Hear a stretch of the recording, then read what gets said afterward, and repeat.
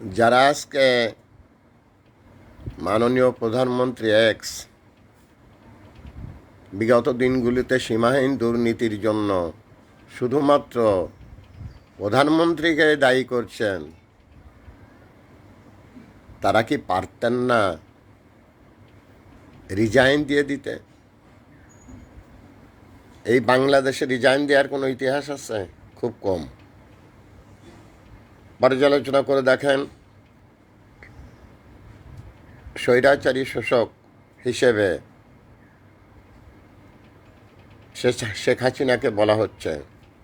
Yes, স্বৈরাচারী স্বৈরশাসক শেখ হাসিনা, কিন্তু তার এই যে এত বড় পরিষদ, এই যে সারা বাংলাদেশে ছড়িয়ে ছিটিয়ে এত বড় হাইকমান্ড, আপনারা পারতেন না রিজাইন দিতে? আজকে কিন্তু কেউ দায়ভার নিতে চায় না। আজ সবার দায়ভার এক্স প্রধানমন্ত্রী শেখ হাসিনার উপরে। কি সুন্দর! যারা এতদিন মধু খেয়েছেন, আজকে যখন ধরা খাচ্ছেন তখন কি বলছেন? শেখ হাসিনার নির্দেশে করেছি। শেখ হাসিনার নির্দেশ আপনি কেন পালন করবেন? শেখ হাসিনা যদি আপনার গু খাতি কইতো যে গু আপনি এখন খান, আপনি তার গু বললে আপনি গু খাইয়ে ফেলবেন। আপনি ডিফার করতে পারেননি যে এটা গু আর এটা বিরিয়ানি। আজকে কি বলতেছেন আপনারা সবাই মিলে? আমি রাষ্ট্রের আইন ফলো করেছি। রাষ্ট্রের আইন আপনি ফলো করেছেন যখন আপনি স্পষ্ট বুঝতেছেন যে এটা দুর্নীতি এবং এটা সীমাহীন দুর্নীতি, আপনি রিজাইন দিতেন। আপনারা সারা বাংলাদেশের মানুষ যদি এভাবে রিজাইন দিতেন, তাহলেও কিন্তু সরকারের বোধ ফিরে আসতো যে আমার এই শাসন দেশের মানুষ মেনে নিচ্ছে না। সেটা তো আর একটা বিপ্লব। বরং স্যারে কী করেছেন? পদবি পাওয়ার জন্য, ছাত্রলীগে ঢুকার জন্য টাকা দিয়ে ঢুকতে হয়েছে। আরও বিভিন্ন পদে যাওয়ার জন্য টাকা দিয়ে পদ পেতে হয়েছে। অনেকে বিছানায় শয্যার সঙ্গেই হয়ে পদ পেতে চেয়েছে। সো আমার যে কথাটা, আজ সবাইকে ধোয়া তুলসী পাতায়, আর সব দোষ খার শেখ হাসিনার। কি অদ্ভুত পৃথিবী! সব দোষ শেখ হাসিনার। আর এই যে এতদিন ধরে আপনি মধু খালেন, এই রাষ্ট্রের টাকা পয়সা লুট তরাস করে বিদেশে বাড়ি বানালেন, ঘরে লক্ষ লক্ষ কোটি কোটি কোটি কোটি কোটি টাকা। তখন শেখ হাসিনাকে অনেক ভালো লেগেছিল। তখন শেখ হাসিনা স্বৈরাচার ছিল না। স্বৈরাচার কখন হয়েছে? যখন ধরা পড়েছে সব লোকজন, যার আওয়ামী লীগের যে সমস্ত হাই কমান্ড, তারা কিন্তু কেউ পদত্যাগ করেনি। এই সরকারের দুর্নীতি হচ্ছে।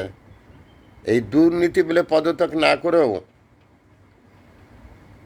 আপনি পদত্যাগ করতে পারতেন যে আমার বয়স হয়েছে, আমি আর পাচ্ছি না, আমি পদত্যাগ করলাম। এইভাবে যদি পদত্যাগের হিড়িক পড়ে যেত, তারপরও কিন্তু সরকার তার নিজের ভুল বোঝার, আত্মশুদ্ধি হওয়ার অন্তত কিছুটা সময় হলে পেত। পুরো বাহিনী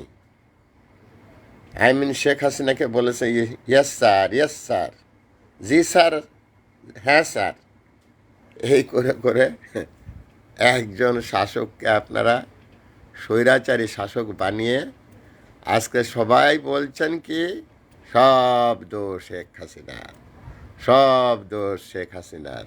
এরকমই হয়। আর তাই সারা বাংলাদেশের যারা এখনও পর্যন্ত যারা বিলাসবহুল জীবন কাটান, কোটি কোটি টাকা উপার্জন করেন, শুধুমাত্র পরিবারের জন্য খরচ করেন, একদিন কিন্তু এই পরিবার আপনার দায়ভার বহন করবে না। আপনার পরিবার আপনাকে বলেনি যে আপনি খারাপ রাস্তায় অর্থ উপার্জন করে আপনার পরিবার লালন পালন করেন। আপনার সৎ অর্থ উপার্জনে আপনার পরিবার লালন পালন করার জন্য আল্লাহর নির্দেশ রয়েছে আপনার উপরে। একদিন আপনার পরিবার আপনাকে বলবে যে আমরা তো আপনাকে বলিনি যে আপনি এভাবে ঘুষ খান, পরের মাথায় বাড়ি দেন। এটা একদিন আপনার পরিবার আপনার কাছে, যখন আপনি ফেঁসে যাবেন, আপনার পরিবার কিন্তু কেউ আপনার সাথে থাকবে না। দেখলেন না মতিউরের ছাগল কাণ্ডে মতিউরের মেয়ে বিদেশ থেকে কি ব্রিফ করলো? এগুলো দেখে আপনাদের জ্ঞানার্জন হওয়া উচিত। আর এখন রাষ্ট্র ব্যবস্থার যে পরিবর্তন হচ্ছে, যারা ক্ষমতা ছাড়ছেন, ক্ষমতা আসতেছেন, তাদের জন্য দুটি কথা, যে যারা আসতেছেন আপনার দায়িত্বটা সততার সাথে দয়া করে পালন করবেন, এটাই করজোড়ে আপনাদের কাছে আমার মিনতি। Thanks a lot. Viral sir, বিনা বেতনের পারিবারিক পাঠশালার শিক্ষক। মোবাইল কন্ট্যাক্ট নাম 01935204804। এটা আমার বিকাশেরও নাম্বার।